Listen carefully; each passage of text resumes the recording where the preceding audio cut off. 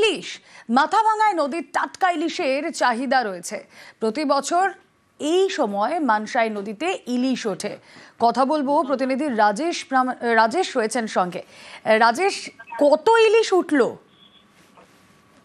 দেখো, মাথাভাঙা মানসাই নদীতে প্রতি বছরই কিন্তু ঠিক এই সময় ইলিশের দেখা মেলে এবং প্রতিদিন 4 কেজি 5 কেজি 6 কেজি এরকম করে ইলিশ কিন্তু মারছেন মৎস্যজীবীদের মতে। যে তবে বিগত কয়েক বছরের তুলনায় এবছর সেই ইলিশ মাছের চাহিদা কিছুটা কম থাকলেও কিন্তু এই টাটকা ইলিশের চাহিদা কিন্তু বাজারে যথেষ্ট বেশি। কারণ বরফ দেওয়া সেই ইলিশের তুলনায় এই মানসাই নদীর যে টাটকা ইলিশ, সেই টাটকা ইলিশের চাহিদা সাধারণ মানুষের মধ্যে রয়েছে। এবং মাথাভাঙা সেই ইলিশ ধরা পড়ার সঙ্গে সঙ্গে অনেকে নদী থেকে মৎস্যজীবীদের কাছ থেকেও সেই ইলিশ নিয়ে আসেন। যেটা জানা যাচ্ছে যে মাথাভাঙা থেকে সিতাইয়ের যে ধরলা নদী, সেই ধরলা নদী বাংলাদেশে প্রবেশ করেছে এবং বাংলাদেশ সীমান্তের খড়িবাড়িতে ওই নদী ব্রহ্মপুত্রের সঙ্গে মিলিত হয়েছে এবং ব্রহ্মপুত্রের সঙ্গে পদ্মার এক যোগাযোগ রয়েছে। সমুদ্র থেকে সেই ইলিশই মাথাভাঙায় এই মানসাই নদীতে এসেছে বলে মৎস্যজীবীদের মতে তারা জানাচ্ছেন। তবে এই ইলিশের চাহিদা কিন্তু মাথাভাঙা সাধারণ মানুষ কিন্তু লুটেপুটে নিচ্ছে। বেশ, মাথাভাঙার সাধারণ মানুষ এই ইলিশের চাহিদা লুটেপুটে নিচ্ছে। সামনেই আলোর উৎসব, চাহিদা যে আরো বাড়বে বলার অপেক্ষা রাখে না। প্রতি বছরই আসে এই নদী মাছ? হ্যাঁ, প্রতি বছরে আসে। তো এবছর কেমন পাওয়া যাচ্ছে ইলিশ? এবছর মোটামুটি 4 কেজি 5 কেজি অবধি পাওয়া যাচ্ছে। এটা কি বাংলাদেশ থেকেই আসে? হ্যাঁ, এটা বাংলাদেশ থেকে আসে। চাহিদা আছে না? চাহিদা আছে।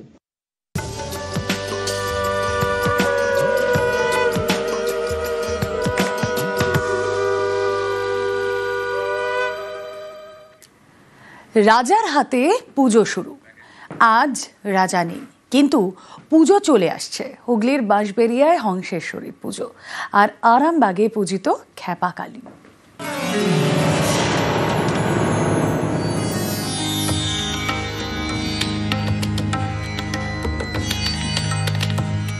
হুগলির বাঁশবেড়িয়ায় হংসেশ্বরী মন্দির। সারা বছর মা শান্ত, দীপান্বিতা অমাবস্যায় রুদ্ররূপে পূজিত। হংসেশ্বরী মায়ের সারা বছর পুজো হয়। দক্ষিণাকালীর ধ্যানে, দক্ষিণাকালীর মন্ত্রে মায়ের জীব নেই। সারা বছর মায়ের শান্তরূপে পুজো হয়। বছরে একদিন বাৎসরিক পুজোর দিন, সেই দিন যেদিন দীপান্বিতা কালী পুজোর দিন রাত্রেই এই মুখের ওপর আলাদা মুখোশ পরানো হয়। সেই দিন মায়ের গায়ে কোনো বস্ত্র থাকে না, সমস্ত গা মালায় ঢাকা থাকে। মায়ের সমস্ত গয়না মাকে পরানো হয়, চুলগুলো এলেকুশি করে দেওয়া হয়। রাজা নৃসিংহদেবের হাত ধরে পুজোর শুরু। নিম কাঠ দিয়ে এই মাতৃ প্রতিমা তৈরি। দীপান্বিতা কালী পুজোয় মাকে পরানো হয় সোনার মুকুট। মন্দিরের যে বৈশিষ্ট্য তার গঠন, কারণ এর গঠনটা আপনি আর কোথাও ভারতবর্ষে খুঁজে পাওয়া মুশকিল আছে।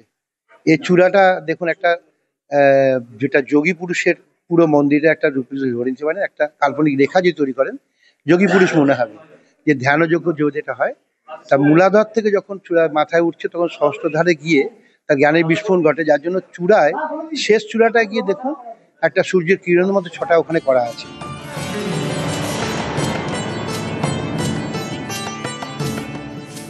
হুগলির আরামবাগের তিরোল গ্রাম, এখানে মা সিদ্ধেশ্বরীর মন্দির। প্রায় 500 বছরের পুজো। খ্যাপাকালী হিসেবে পূজিত মা কালী। কেউ অসুস্থ হলে এই মন্দিরে নিয়ে আসা হয়। তাকে মায়ের আশীর্বাদ বালা পরিয়ে দেন সেবায়েতরা। এখানে মা সারদা মাও এসেছিল আজ থেকে বহুদিন আগে। আজকে কথাটা সারদা মা এসেছিল, এসে রাধু মাকে সঙ্গে নিয়ে মায়ের বালা পরিয়ে নিয়ে গেছিল। আর প্রতিদিন মায়ের রুগী আসে, ভালো হয়ে আসছে, বালা খোলা হচ্ছে। আর যারা এমনি আসছে মায়ের কাছে বালা পড়ানো হচ্ছে। হুগলি থেকে সোমনাথ ঘোষ এবং শুভদীপ ঘোষ, নিউজ 18 বাংলা।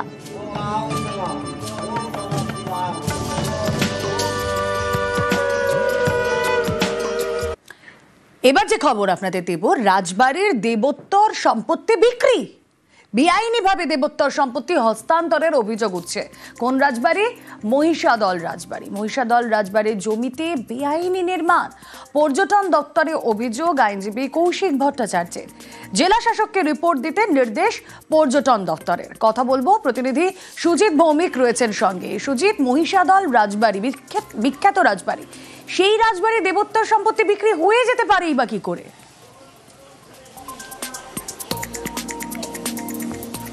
হচ্ছে এমনটাই অভিযোগ করছেন এলাকার মানুষজন।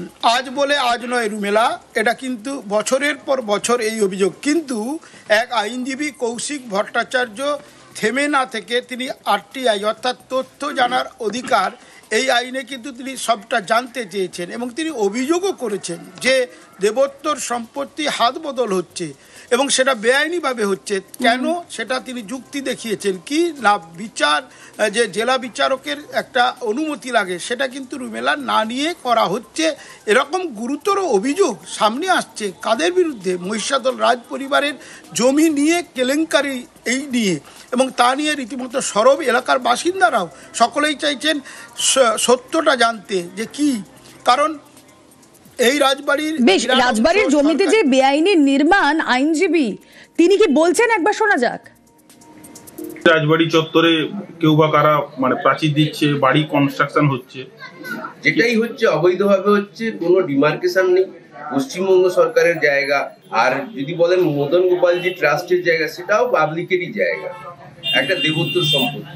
রাজবাড়ির তরফে বলা হচ্ছে যে দেবোত্তর সম্পত্তি তারা হস্তান্তর করে এইভাবে অন্যদেরকে দিচ্ছে। তারা যদি হস্তান্তর করে থাকেন তার নিশ্চয়ই কোর্টের নথি বা সরকারি নথি থাকবে। যদি ওনাদের সেই সব কাগজপত্র থেকে থাকে ডিএম সাহেবের কাছে প্রদান করবেন, মহামান্য কোর্টও জানতে পারবে প্রয়োজনে।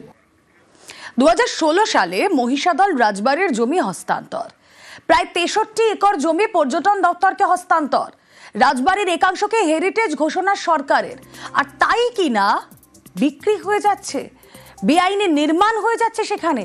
কথা বলবো, প্রতিনিধি সুজিত ভৌমিক রয়েছেন আমাদের সঙ্গে। সুজিত, যেই 63 একর জমির কথা আমরা বলছি, যা পর্যটন দপ্তরকে হস্তান্তর করা হয়, সেখানেই কি বেআইনি নির্মাণ?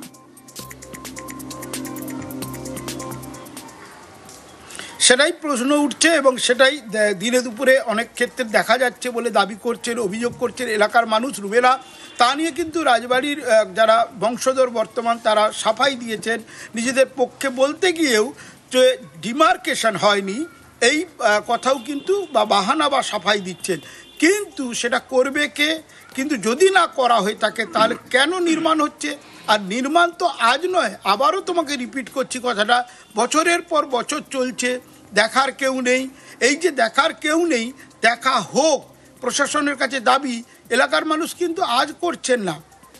আমরা বারবার এই ব্যাপারে খবর করলেও যখন দেখা যাচ্ছে টনক নড়ছে না, তখন এলাকার এক আইনজীবী তিনি তথ্য জানার অধিকারে তিনি সরাসরি রাজ্য প্রশাসনের কাছে দ্বারস্থ হলেন এবং তারপরই দেখা যাচ্ছে নড়ে চড়ে বসছে। কিন্তু নড়ে চড়ে বসলে হবে কি, যে ছবি দেখাচ্ছি এক্সক্লুসিভলি দেখা যাচ্ছে এখনো নির্মাণ চলছে, তাহলে ডিমার্কেশন ছাড়া যেসব জায়গায় এসব হচ্ছে তার কতটা বৈধতা আছে তা নিয়ে কিন্তু প্রশ্ন উঠছেই এবং উঠবেও।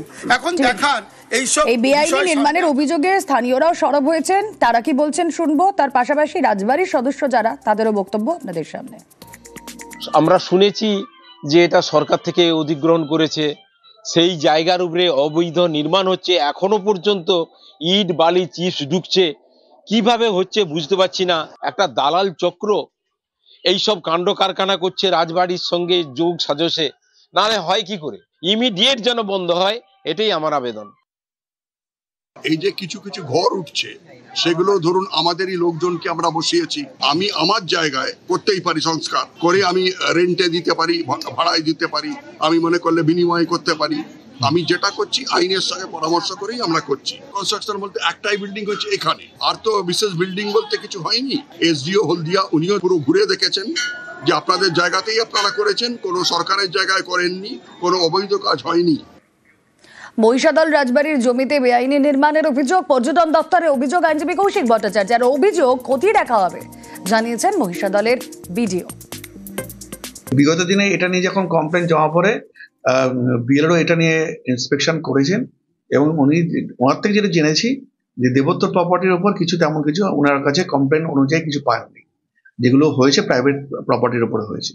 আর যেটা রিসেন্টলি আপনি যেটা বললেন, এটা নিয়ে আমি ওনাকে জানিয়েছি, উনি দেখছেন বিষয়টা, এবার রিপোর্ট পেয়ে আপনার বলা যাবে কি হচ্ছে।